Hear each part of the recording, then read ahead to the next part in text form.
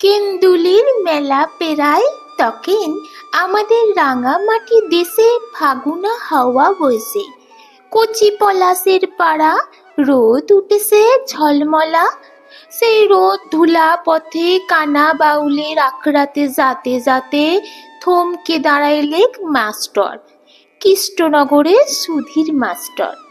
বললে, তুই তুই হরিদাসের লাতি কানু বাগাল না? গরু বাথানে গরু পাল খুলে গাছতলাতে বাঁশি ফুঁকতে যাইতে আমি ফিক করে হাসি ফেলেছি। মাস্টার বললে, শোন, তোকে এক কাজ করতে হবে। বলল, কাজটা কি বটে? বললে, কাজটা তোকে এক ছবি আঁকে দিতে হবে। ই বাবা, ছবি আবার কি আঁকবো? হ্যাঁ, আমি গরু বাগালি আর বাঁশি ফুকা ছাড়া আর তো কিছু জানি নাই। মাস্টার নাছোড় ঝোলা হাত রে বললে, এইলে রং, এইলে তুলি, এইলে কাগজ।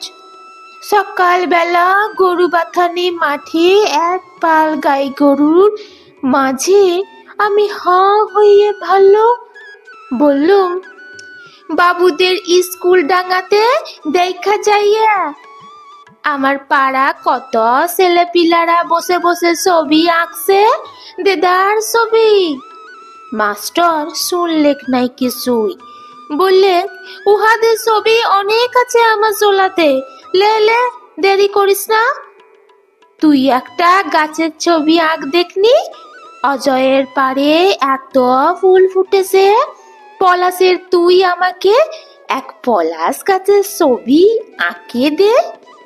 আমি আর কি করি, অত বড় মানুষ অমন করে বলছে, ই দেখে শেষটা কাগজ নিয়ে বসে গেলুম। গরু বাথানে ধুলাতে হেলা বাড়ি সারে বাঁশি ফেলে তুলি ধরলুম হাতে। তা বাদে ভাবতে ভাবতে এক সমেতে অজয় নদীর পাড়ে একটা আধা পলাশ গাছকে উপড়াই লিয়ে আসে কৌটা ভর্তি রঙে সবাই বসাই দিলাম মাস্টারের কাগজে। কি হয়েছে কে জানে? বললুম, হ্যালো, তোমার ছবি। ছবি দেখে চোখের পাতনা লড়ে নাই মাস্টারের।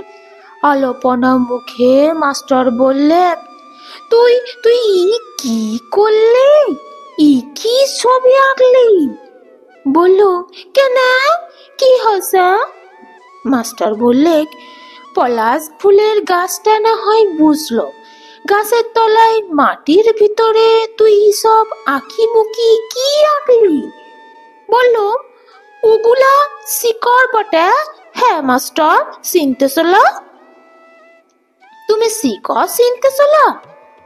মাস্টার তখন ঝোলা উপর করে যত ছবি সব দিলে ঢালে। দেখলুম কত রকমের সব গাছের ছবি, তার একটাতেও শিকড় নাই। আমি অবাক। বললাম, হ্যাঁ মাস্টার, এগুলা কি গাছ বটে? হ্যাঁ, বাবুদের ঘরে স্কুলের পরে ছেলে পিলেরা এসব কি রাখছে? মাস্টার কোনো রা নাই করলেক।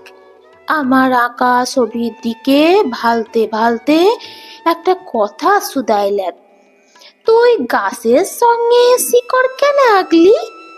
বললাম, ই বাবা, বড় আশ্চর্য শোনালে বটে, গাছ আছে শিকড় নাই, ই কখনো হয় নাকি? তুমি বলো তো, শিকড় ছাড়া কি গাছ বাঁচে? জানো মাস্টার, বাপ বলতো, ছোট লোক মোটো লোক যে যা বলছে বলুক, আমরা কি জানিস?